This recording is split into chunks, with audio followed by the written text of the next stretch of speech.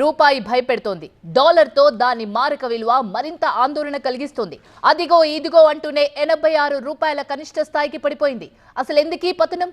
రూపాయి పతనం దేశీయంగా ఎలాంటి ప్రభావం చూపిస్తోంది? డాలర్తో రూపాయి మారకం విలువ ఎందుకు క్షీణిస్తోంది? ఈ పతనం ప్రభావం మన ఆర్థిక వ్యవస్థ వివిధ రంగాలపై ఎలా ఉండబోతోంది? రూపాయి బలపడేందుకు కేంద్ర బడ్జెట్లో ఎలాంటి నిర్ణయాలు ఉండబోతున్నాయి? ట్రంప్ హెచ్చరికలను భారత్ ఎలా చూస్తోంది? అసలు భవిష్యత్తులో రూపాయి బలపడే సూచనలు కనిపిస్తున్నాయా? ఏం చేస్తే మన రూపాయి డాలర్తో పోటీ పడగలదు?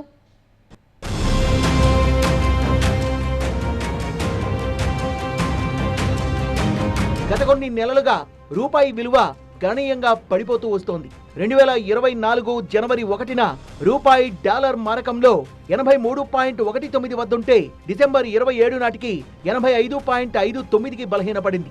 జనవరి 13న రూపాయి మారకం విలువ ఒక్క రోజులోనే 66 పాయింట్లు క్షీణించి చరిత్రలోనే తొలిసారిగా 86.70 కనిష్ట స్థాయికి చేరింది. గత 2 వారాల్లో దీని విలువ ₹1 కంటే ఎక్కువగా పతనమైంది. దీంతో మన కరెన్సీ పతనాన్ని అడ్డుకునేందుకు కేంద్ర బడ్జెట్లో భారీ మార్పులుండే సూచనలు ఉన్నట్లు నిపుణులు చెప్తున్నారు. దిగుమతి సుంకాల్ని పెంచే యోచనలో కేంద్రం ఉన్నట్టు సమాచారం.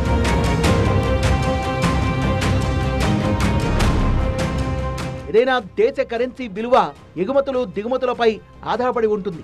మన దేశ కరెన్సీ ఇంతలా పడిపోవడానికి కారణం మనం దిగుమతులపైనే ఆధారపడ్డాం. పిన్నీస్ నుంచి బ్లాంకెట్ వరకు ప్రతిదీ కూడా మనం దిగుమతులపైనే ఆధారపడ్డాం. అలాగే క్రూడ్ ఆయిల్, బంగారం కూడా భారీగా ఇంపోర్ట్ చేసుకోవడంతోనే రూపాయి మారకం విలువ గణనీయంగా పడిపోతోంది. ఓవైపు రూపాయి విలువ పడిపోతుంటే మరోవైపు డాలర్ బలపడుతోంది. కొంతకాలంగా ఆందోళన కలిగిస్తున్న రూపాయి విలువ ప్రస్తుతం డాలర్తో పోలిస్తే జీవితకాల కనిష్ట పతనానికి చేరింది. చూస్తుండగానే మారక విలువ ₹86 దాటేసింది. రూపాయి క్షీణత అనేది దేశంలోని అనేక రంగాలపై ప్రభావం చూపిస్తుంది. భారత కరెన్సీ వాల్యూ పడిపోవడం అనేది మధ్యతరగతి, అల్పాదాయ వర్గాల జీవితాల్ని ప్రభావితం చేస్తుంది. కరెన్సీ విలువ ఏదైనా ఇంపోర్ట్స్, ఎక్స్పోర్ట్స్ ఆధారితంగా పెరగడం, తగ్గడం జరుగుతుంది. 2014వ సంవత్సరంలో $1 ₹67కు సమానం. కానీ ఇప్పుడు అది పెరుగుతూ ₹86.53కు చేరుకుంది. ఇది ప్రపంచంలోనే అతిపెద్ద ఆర్థిక వ్యవస్థగా అవతరించాలన్న భారత కలను మసకబారేలా చేస్తోందని ఆందోళన వ్యక్తం చేస్తున్నారు ఫైనాన్షియల్ ఎక్స్పర్ట్స్. ప్రొడక్ట్స్ కూడా, సర్వీసెస్ కూడా ఎక్స్పోర్ట్ చేయడం జరుగుతుంది. బట్ ఇందులో మనకు తెలియాల్సింది ఏంటంటే ఇంపోర్ట్స్ అనేది ఎక్కువ ఉండడం, ఎక్స్పోర్ట్స్ అనేది తక్కువ ఉండడం వల్ల మన కరెన్సీ యొక్క విలువ తగ్గడం చూస్తూ ఉన్నాం. సో మనం చేయాల్సింది ఏంటంటే ఎప్పుడైతే మన కరెన్సీని స్ట్రెంథెన్ చేయాలంటే ఎక్స్పోర్ట్స్ పెరగాల. అప్పుడు కానీ మన రూపీ విలువ అనేది ప్రపంచంలో డాలర్ కన్నా స్ట్రాంగ్ అయ్యే అవకాశం లేదు. డాలర్ ఈ రేంజ్లో పెరగడానికి కారణం దానికి అంతర్జాతీయ రిజర్వ్ కరెన్సీ హోదా ఉంది.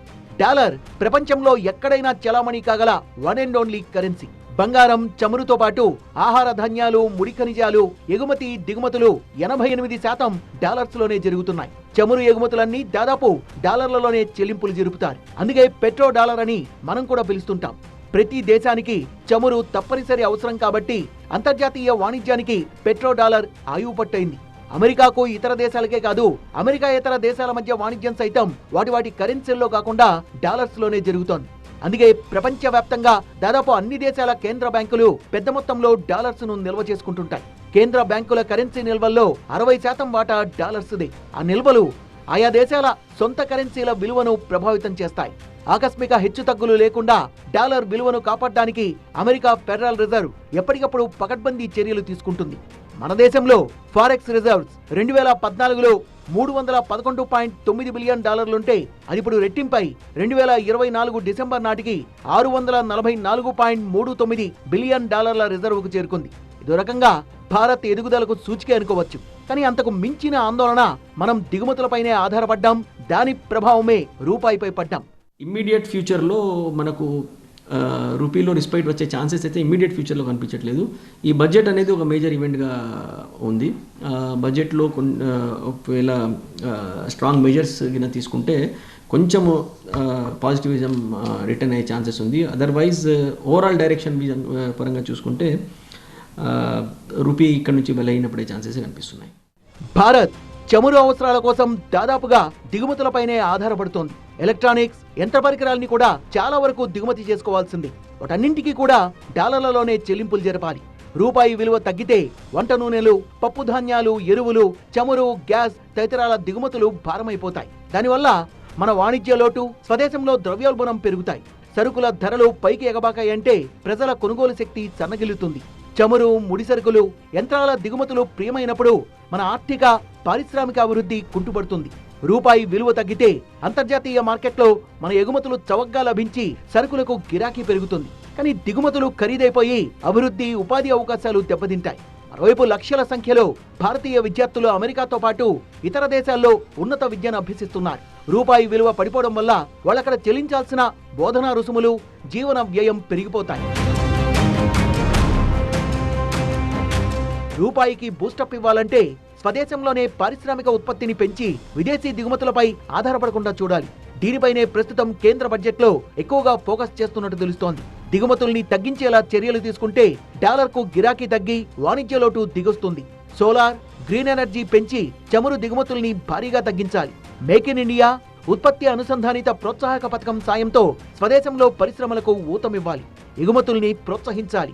యూరో, యెన్, యువాన్ నిల్వల్ని పెంచుకొని డాలర్పై ఆధారపడడం క్రమంగా తగ్గించాలి. రూపాయల్లో వాణిజ్యానికి ఇతర దేశాలతో ఒప్పందాలు కుదుర్చుకోవాలి. అమెరికా కొత్త అధ్యక్షుడు డొనాల్డ్ ట్రంప్ డాలర్కు ప్రత్యామ్నాయాన్ని అన్వేషించే దేశాలపై 100% సుంకాలు పెంచుతానంటూ హెచ్చరిస్తున్నారు. ప్రస్తుతం భారత్ అమెరికా నుంచి స్టీల్, ఖరీదైన ద్విచక్ర వాహనాలు, ఎలక్ట్రానిక్ వస్తువులతో పాటు సుమారు 20 రకాల ఉత్పత్తుల్ని దిగుమతి చేసుకుంటోంది. ట్రంప్ హెచ్చరికల నేపథ్యంలో భారత్ అప్రమత్తమైంది. దీనిపై జనవరి 31 నుంచి ప్రారంభం కానున్న పార్లమెంట్ బడ్జెట్ సమావేశాల్లో ఆర్థిక శాఖ మంత్రి నిర్మలా సీతారామన్ ఓ ప్రకటన చేయొచ్చన్న వార్తలొస్తున్నాయి. 5.4% జీడిపి వృద్ధి రేటు ఉంది. ఇది దారుణమైనటువంటి పతనం వృద్ధి రేట్లో. దీనివల్ల ఏమవుతుందంటే భారత ఆర్థిక పరిస్థితి చూడటానికి పైకి ఇతర దేశాల కంటే మెరుగ్గా పెరుగుతున్నట్టు కనపడుతున్నా వాస్తవానికి గుడ్డివాళ్ల రాజ్యంలో ఒంటికన్ను రాజు పరిస్థితిలాగా భారత ఆర్థిక పరిస్థితి ఉంది. దీనివల్ల భారత రూపాయి మరింతగా బలహీనపడటానికి వృద్ధి రేటు పడిపోవడం అనేది కూడా కారణం. భారత ఆర్థిక పెరుగుదల అనేది, వృద్ధి రేటు పతనం అనేది ప్రధానంగా రూపాయి పతనం వెనక ఇంకో కారణంగా ఉంది. రూపాయి విలువను పెంచేందుకు ప్రభుత్వం రానున్న బడ్జెట్లో దిగుమతులపై అధిక సుంకాల్ని విధించే అవకాశాలున్నట్లు చర్చ జరుగుతోంది.